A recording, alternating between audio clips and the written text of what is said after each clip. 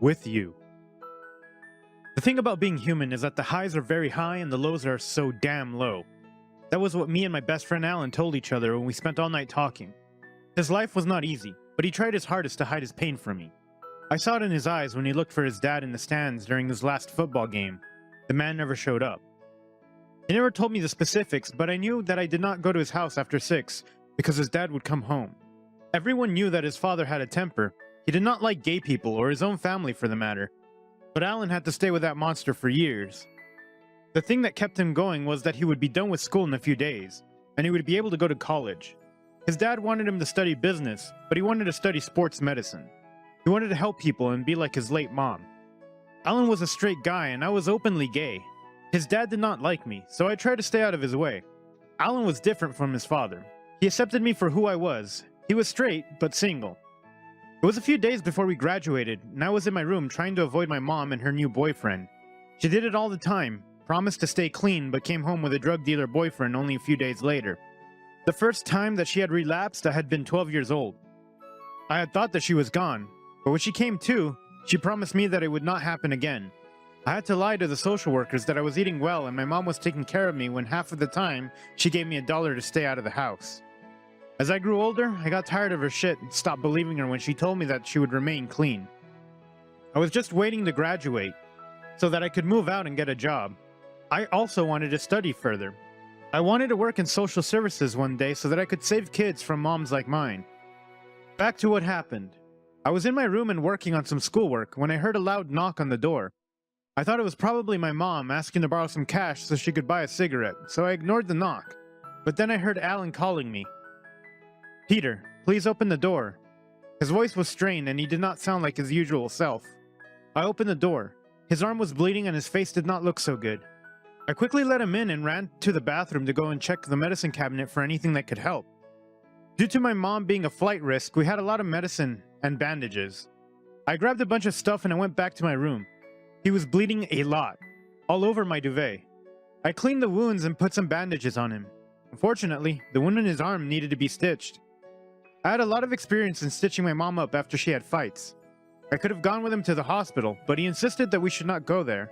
They would ask questions, and he was scared of what his father would do. That was when it dawned on me. It was him, wasn't it? That bastard beat you up. He could have killed you. This is getting too much, I said.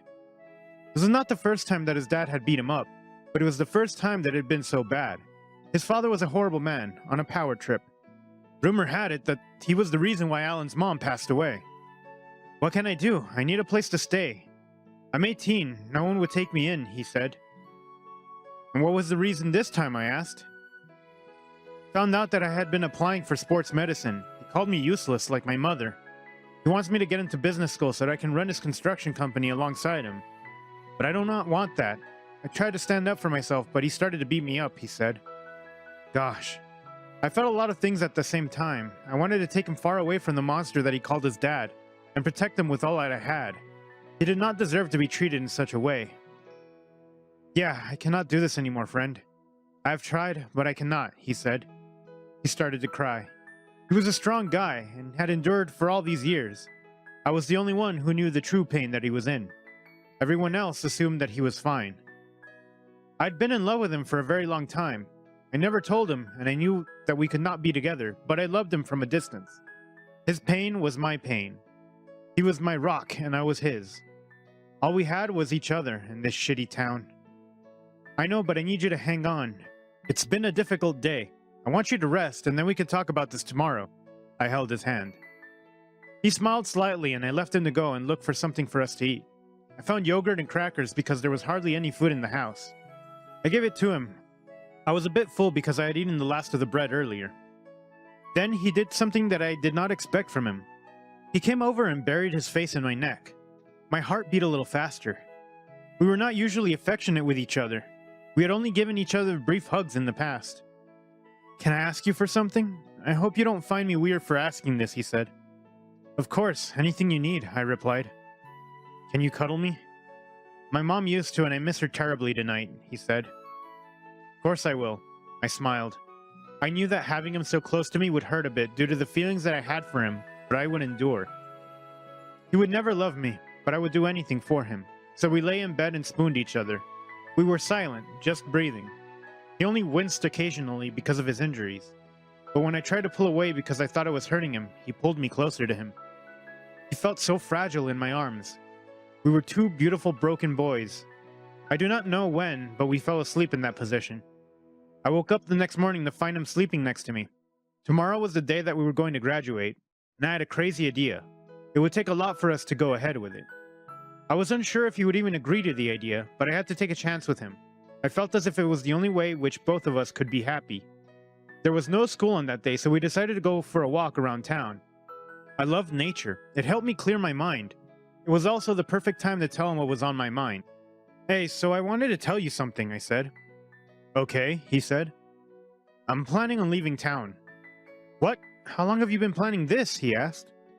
"Several months. I'm 18 now. I've been saving up and I want to travel to different towns doing odd jobs. Then later on, I'll go back to school," I said. "When are you going to leave?" he asked.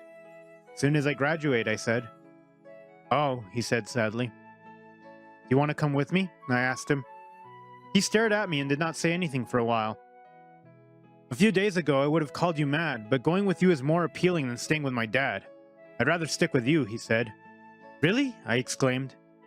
I had expected him to refuse. I was asking him to give up a lot, but I guess, like me, he found no appeal in staying here any longer. "Yes, we're young. Our lives are shitty. Let's go right now," he said, so passionately that his curls were bouncing. I chuckled at how overenthusiastic he sounded.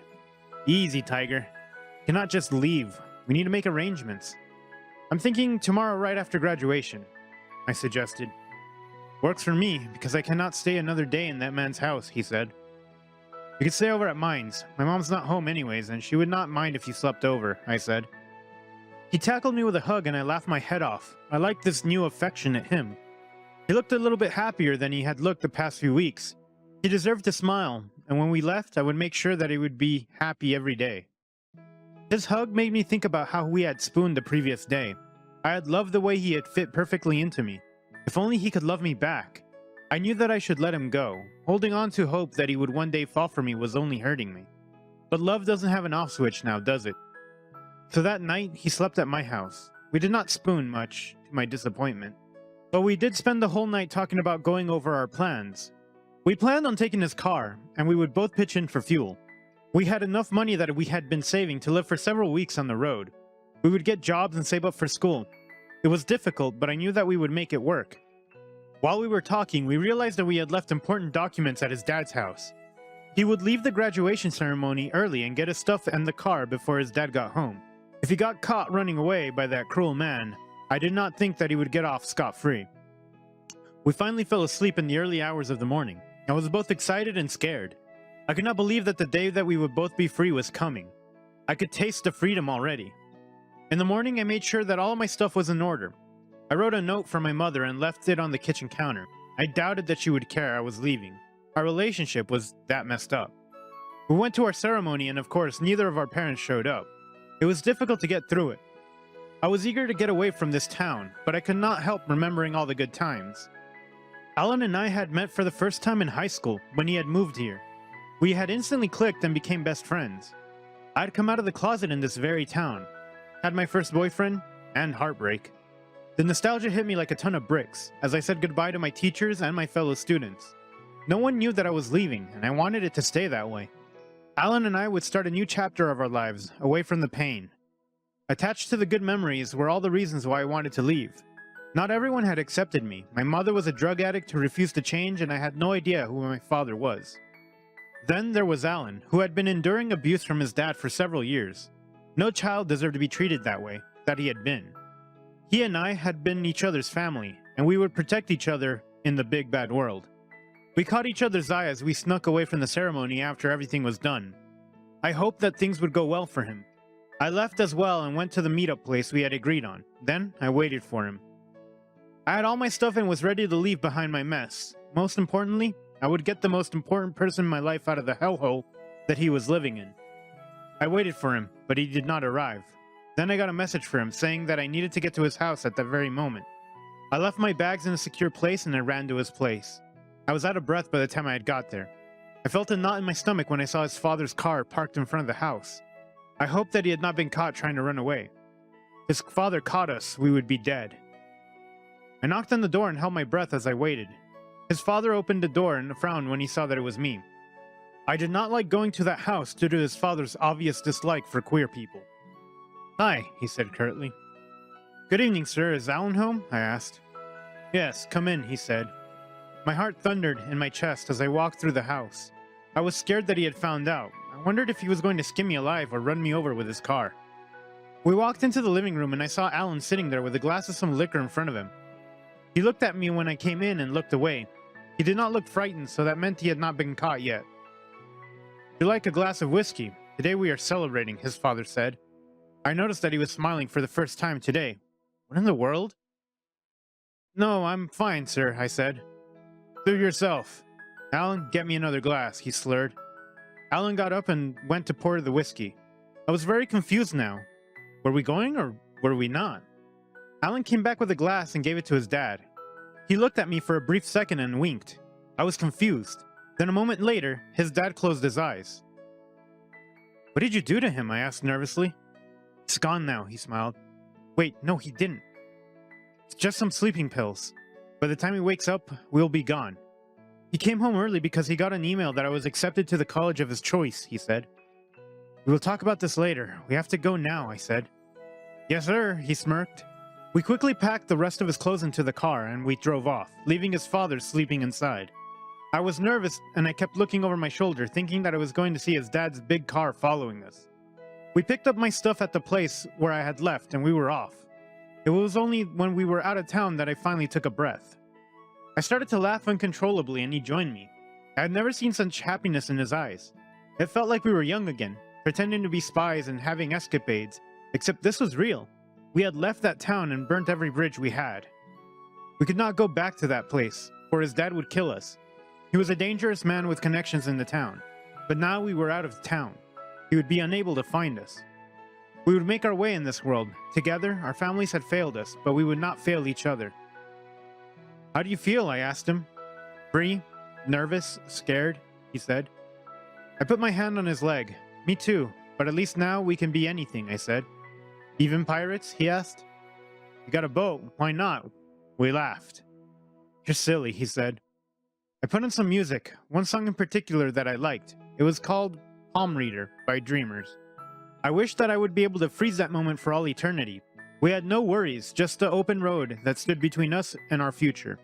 I had never felt so happy. The future was uncertain. We would arrive in a new town at dawn and begin hustling to stay alive. But it would be worth it. For so long, I had been hoping to get him away from his abusive father, and now I had succeeded. I smiled. We sang along to the song. One sip, I'm lost. It's the middle of the night, but I might be seeing the light. Light. To be continued. Thanks for watching. Consider subscribing to become part of our Rainbow Force, and stay wholesome.